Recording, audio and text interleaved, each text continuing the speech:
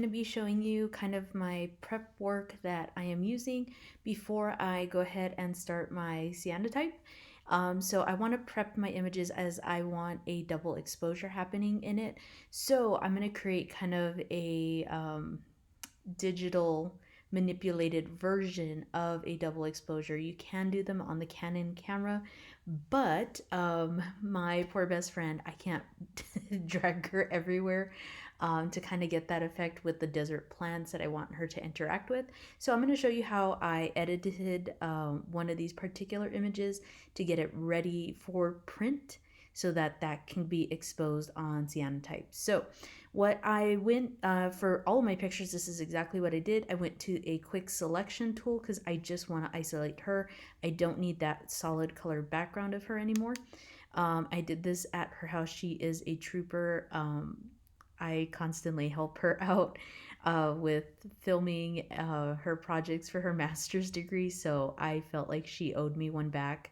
And I needed a female for this project. I want someone to be representing Mother Nature. So she took it like a champ and did it for me. So the first thing I did was quick selected her. I went ahead and pressed Control J so that I can go ahead and create just a layer with just her in it. So I'm going to backtrack just a little bit because I do want to smooth out my selection and kind of feather it so that the selection, even though it looks like it's smooth, it may be a little bit rough. So I'm going to smooth it out about 10 pixels, and then I'm going to create a feather which will help me smooth it out just a little bit more by also 10 pixels. So now that I have that, that is when I press Control J. I no longer need this background, so I'm going to go ahead and delete it, and we have a transparent background now. So next thing that I'm going to go for is adding a layer mask to this particular layer so that when I start working on things, you will see essentially just her, and wherever I'm working on is just going to be that. So I'm going to select her, make sure it shows up, and I have a mask for it. I also want to go ahead and just for the time being, just so I can kind of see if it's right or not, also include a solid color, and usually white works best.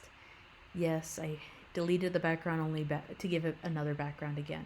So I have those two things. Now what I need to introduce is an image, a piece of nature that I want to incorporate her to make my double exposure.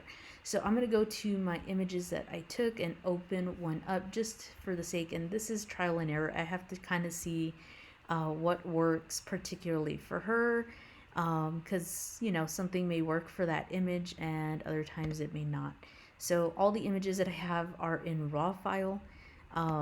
So it's kind of like a trial and error just to see which one works, and then I edit a little bit within that image. So Mother Nature has life and death. So I got some pictures of some wilted geraniums that I had in my background, and we're going to incorporate that into my piece just a little bit. So I'm going to up the contrast because I think it helps just a little bit when I'm getting ready to print it, and we're going to keep it nice and simple. Next thing that we have is my move tool. I'm going to get that, drag it, and drop it over. And now this image is directly on top of it. Once again, this image may or may not work, but what I'm going to go ahead and do is change the blend mode from normal over to screen just so I have some of her peeking through there, and adjust some of these things that I see here. I'm going to go ahead and press Option, and see this little arrow right here at the bottom up here. I'm going to create a clipping mask to it so that it doesn't really move anywhere but inside that picture. So I just noticed that my hair looks like a mess. Goodness. Well, it is what it is. So right now what I have is my subject in the back, and I have my image in the front. So there are things that I can do that I might need to, and I still might not like how this actually turns out, because she does get kind of lost. I don't want her face to be lost in the picture, which is perfectly fine. I could always go in and erase to kind of bring her back, but I'm going to try just another option just to perhaps give it another try, as I found some that I'm really happy with. This is how it looked, the color pops.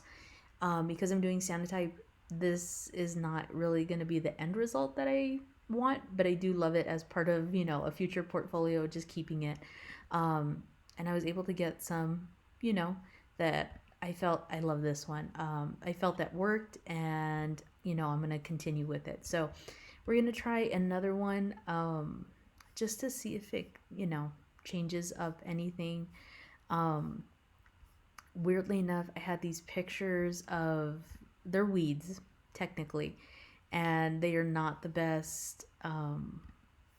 They're not the best thing to have in my yard, but I have them, and weeds, sometimes they are a part of nature. They come out, and sometimes they're actually quite beautiful. We don't like to admit it, but these weeds are actually very beautiful. So I'm open to embracing them and using them for my particular artwork. So once again, these are just weeds. They're in the front yard that I need to pull eventually. But I want to see how this one interacts with it and works with this particular image. So same deal, I'm going to create a kind of a clipping mask. I'm going to transform it just a little bit to get more of the flower on her. I'm going to accept that transformation and then put a screen to it. Once again, it's kind of similar to this one right here, but I do love, love, love, love how those photos merge together and how they work with each other. So I might end up keeping it. I just might need to adjust to bring back her eyes just a little bit. There we go. Because I do want that to be still a strong point in it. I may adjust the contrast just to kind of see if I can get her face back without, ruining too much of that. I do like to brighten it. I think in the exposure that I do with cyanotype, I'm going to do it on fabric. I think this might come in handy to have that, even though, once again, this is going to be printed in black and white. This may prove a good move for me. So I noticed this little part is just a bit clipped off, so I'm going to go ahead and enlarge it, which may mean I need to adjust, and that's perfectly fine. So I'm gonna probably rotate to see if I can get her face back just a little bit. And once again, I may just erase a little bit around her with a low opacity, just to kind of get back her face just a little bit. So I'm erasing the layer that has the flowers just to bring her face back to the forefront just a little bit. I want her to be seen. So right then and there, I have what I need. So I'm going to save my file just a couple of ways just to kind of show you what exactly is happening here. So I'm going to export it as a particular file. I want it as a JPEG because I do love just a simple image in itself. And I feel like I could use this in the future for, any particular kind of project. So I'm going to save it under originals. That is just the original image before I send it off to get printed as a transparency. The next one that I want to go ahead and do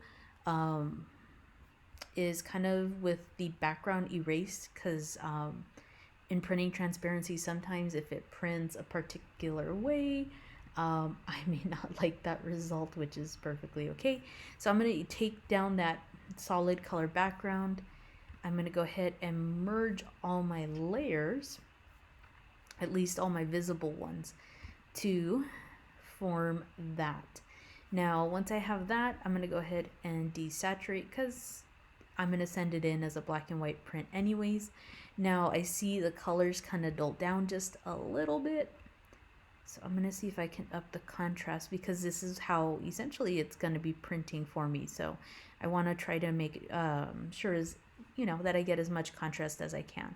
So I'm going to go ahead and save that one also as a JPEG.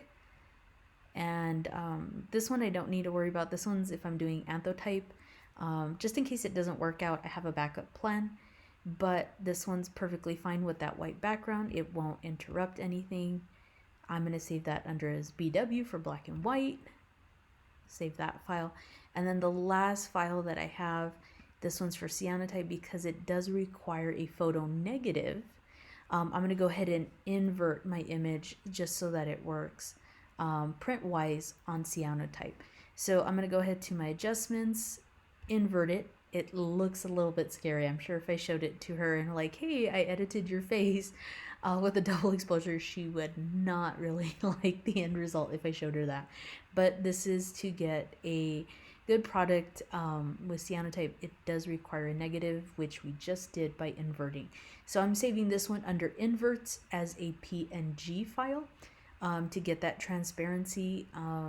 If it just doesn't work out, that's perfectly fine. What I might do is still end up clipping it and then printing it as such. You know, there's adjustments that can be made, and that is perfectly fine.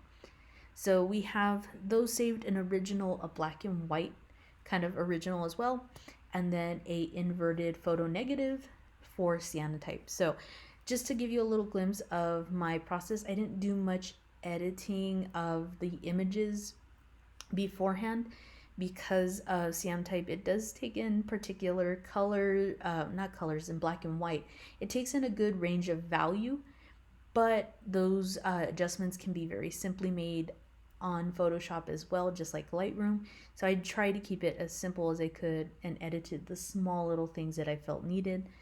Background, I didn't have to worry about it. It was just my subject. So I hope that gives everyone a little bit of a glimpse of what I wanted to do, at least editing wise. This eventually will be printed onto cyanotype fabric. I'm going to do it on muslin.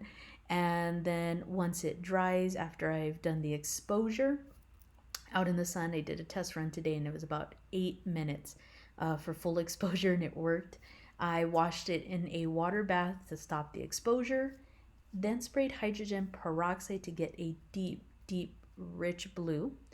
Now, once that fabric dries, I'm going to go ahead and attach it to a embroidery hoop and add just a little bit of embroidery to it just to add that little final touch in my background. And I think it's going to prove very successful, and I'm looking forward to seeing what happens from it. So we're going to go from there and we're going to have fun with it. So thank you all for watching how I edited that, and you'll see a little bit more in the final images as class comes to an end. So thank you and have a great day, everyone.